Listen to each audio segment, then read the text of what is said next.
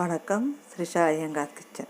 இன்றைக்கி நம்ம கிச்சனில் முருங்கைக்காய், சின்ன வெங்காயம் போட்டு தக்காளிலாம் அரிஞ்சு வச்சுருக்கேன்.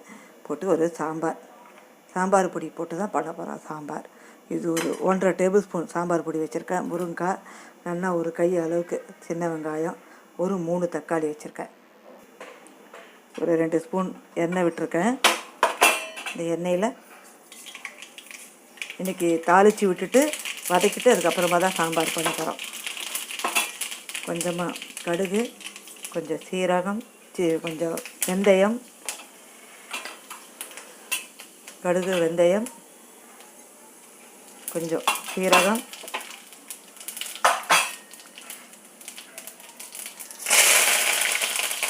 கொஞ்சம் கருவேப்பிலை,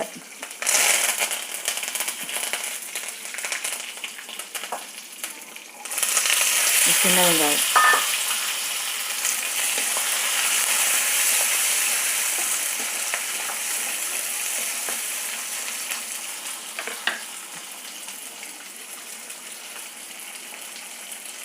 வெங்காயம் கூட கொஞ்சம் உப்பு போடுறேன். இப்போ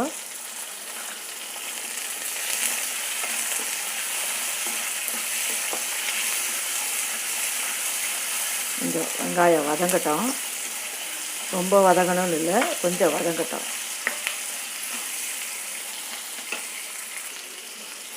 அரை வெக்காடு வதங்கியிருக்கு. இந்த சமயத்தில்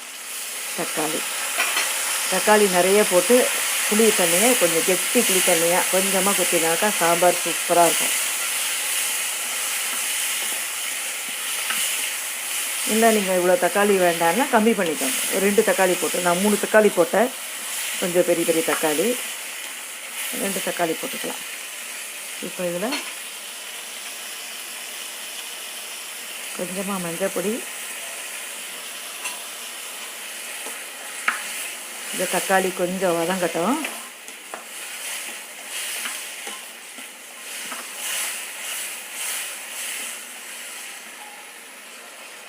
தக்காளி பாருங்க இப்படி நசுங்கிறது.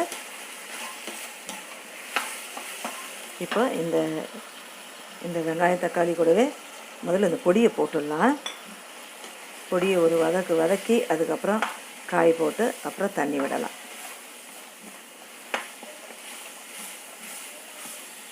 ஒரு 2 நிமிஷம் அப்படியே இந்த எண்ணெயிலே வதக்கி விடலாம். நான் 2 நிமிஷம் வதக்கி விட்டேன். இப்போ இந்த முருங்கைக்காய் போட்டுக்கலாம். முருங்கைக்காவும் அந்த எண்ணெயிலே வதக்கி விடுவோம்.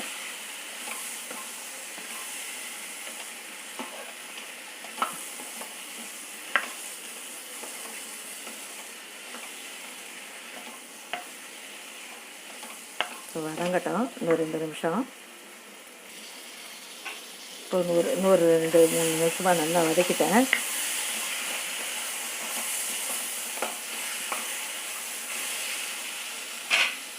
இப்போ தண்ணி விட்டுடலாம். அப்படியே முழுகிற அளவுக்கு தண்ணி விட்டுட்டு இந்த காய் வேகட்டும். வெந்த அப்புறம் பார்க்கலாம். இப்போ காயெல்லாம் நல்லா ஜம்முன்னு வெந்துடுது. இதை பாருங்க, முருங்கைக்காயெல்லாம் நல்லா ஜம்முன்னு வந்துடுது. இப்போ புளித்தண்ணி சேர்த்துக்கலாம். பருப்பு கடைசியில் சேர்க்கலாம். புளித்தண்ணி நல்லா கெட்டியாக புளித்தண்ணி கரைச்சி ஒரே தரம் இதாக கரைச்சிருக்கேன். 2வது தரம் கரைக்கலை விட்டுருக்கேன். இப்போ இது இன்னும் ஒரு 2 நிமிஷம் கொதிக்கட்டும். புளி தண்ணியும் கொதித்து நல்லா பச்சை வாசனைலாம் போயிடுத்து. இந்த பருப்பு வேக வச்ச துவரம் பருப்பு ஒரு 2 கரண்டிக்கு, இந்த கரண்டிக்கு 2 கரண்டி விட்டுக்கிறேன். திருப்பி கொஞ்சம் உப்பு போடணும். கொஞ்சமாக உப்பு போட்டுக்கிறேன். கொதிக்கட்டும். ஒரு 2 நிமிஷம் கொதிச்சுதுன்னா அவ்வளோதான். சூப்பராக சாம்பார் பொடி போட்டு ஒரு சாம்பார், கொத்தமல்லி போட்டு இறக்கிட வேண்டியதுதான். முருங்கைக்காய், சின்ன வெங்காயம் போட்டு பருப்பு சாம்பார் நான் ஜம்முன்னு நல்லா ரெடி ஆகிடுது. உப்பெல்லாம் கரெக்டாக இருக்குது. உப்பெல்லாம் போட்டு பார்த்தேன். இது சாதத்துக்கு அப்புறம் இட்லி, தோசை எல்லாத்துக்குமே ரொம்ப சூப்பராக இருக்கும்.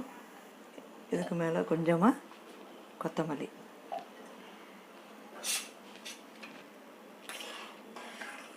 அவ்வளோதான், சாம்பார் ரெடி. கொஞ்சம் கருவேப்பிலை.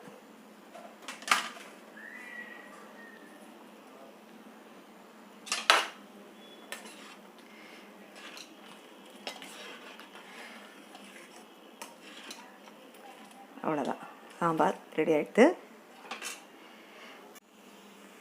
அடுத்து சிகப்பு கீரை ஒரு சின்ன கட்டு இருந்தது, இதை பொடி பொடியாக கட் பண்ணி வச்சுருக்கேன். இதை அப்படியே ரொம்ப வதக்க போகிறோம்.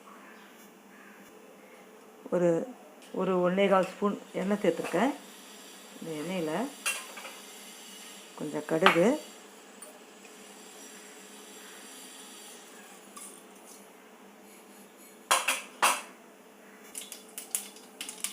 இந்த கடுகு பொரியிறது கூடவே உளுந்து போட்டுக்கலாம்.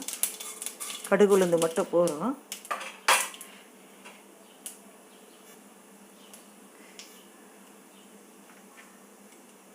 ரெண்டு மூணு கருவேப்பிலை, காரத்துக்கு ஒரு 5-6 பச்சை மிளகாய்,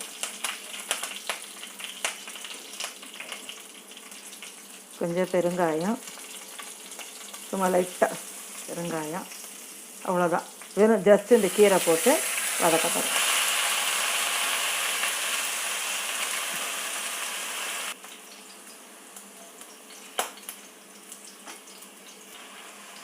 இப்போ இந்த கீரைக்கு தேவையான கொஞ்சமாக உப்பு சேர்த்துக்கலாம். உப்பு சேர்த்துட்டு நல்லா வதக்கி விடலாம். இதில் வந்து பருப்பு கிடையாது, தேங்காய் கிடையாது, அப்படியே ப்ளைனாக அப்படியே வதக்கி எடுத்தோம்னா இப்படியே இந்த சுண்டிடும். இந்த பெருங்காய வாசனையோடு ரொம்ப சூப்பராக இருக்கும் அந்த கீரை. அப்படியே வதங்கலாம், அப்படியே சிம்லேயே வச்சு வதக்கி விட்டுடலாம். வதங்கட்டும். இங்கே தேங்காய் எண்ணெய் விட்டுருக்கேன். எதுக்குன்னா ஒரு சின்னதாக வாழைக்காய் இருந்தது, அதை போட்டு தேங்காய் போட்டு ஒரு கறி பண்ண போகிறேன். அதுக்கும் கொஞ்சமாக கடுகு நல்லா பொரிஞ்சிடுத்து. இதுக்கும் கடுகு உளுந்து, தேங்காய் எண்ணெய், இந்த வாழைக்காய் வந்து தேங்காய் எண்ணெயில் போட்டு தாளித்து பண்ணோம்னா சூப்பராக இருக்கும். கடுகு உளுந்து, பச்சை மிளகாய், பெருங்காயம், கொஞ்சம் கருவேப்பிலை.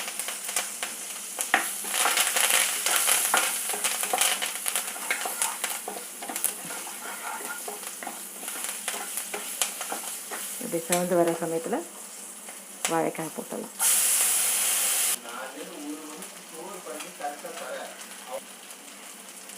கொஞ்சமாக இதில் மஞ்சள் பொடி, இந்த வாழைக்காய்க்கு தேவையான உப்பு,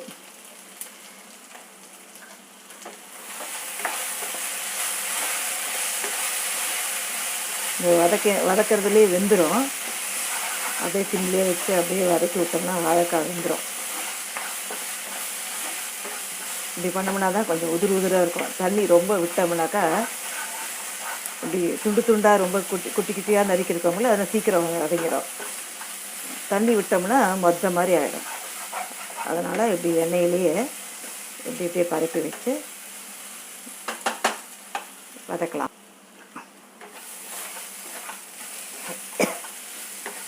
இப்படி வதக்கிறதே வெந்து போச்சு பாருங்கள். இந்த பாருங்க, இது உடைச்சா உடையுது. இன்னும் 2 நிமிஷம் அப்படியே சிம்லேயே இருக்கட்டும். அப்படி பருப்பு வச்சு அப்படியே சிம்லேயே வச்சிடலாம். இங்கே பாருங்க, கீரை நல்லா ஜம்முன்னு வெந்து போச்சு. இதை இப்படியே விட்டுரு போகிறேன். அந்த இப்போ பச்சை மிளகா, அந்த பெருங்காயம், அந்த வாசனையோடு இந்த கீரை நல்லா ஜம்முன்னு இருக்கும். வேணும்னா நீங்கள் வந்து தேங்காய் போட்டுக்கலாம். ஒருவேளை கீரை வேகாத மாதிரி இருந்தால் தண்ணியை தெளிச்சிக்கணும். எனக்கு வெந்து போச்சு, வேகாத மாதிரி இருந்ததுன்னா தண்ணி தெளிச்சிக்கணும். அவ்வளோதான். நான் இப்படியே விட்டுரு போகிறேன். ஒரு 2 நிமிஷம் அப்படியே இருக்கட்டும். இங்கே வாழைக்காய் நல்லா ஜம்முன்னு ரெடி ஆகிட்டு, வாழைக்காய் கூட இதில் வந்து உங்களுக்கு தேங்காய் வேண்டாம்னா இப்படியே இறக்கிடலாம். வேணும்னா புளிப்பு வேணும்னா எலுமிச்சம்பழம் புளியலாம், அது கூட நல்லாயிருக்கும். இப்போ நான் கொஞ்சம் தேங்காய் போட்டுட்டு இறக்கிறேன். அவ்வளோதான், ஒரு ஸ்பூன் தேங்காய் போட்டுக்கிறேன்.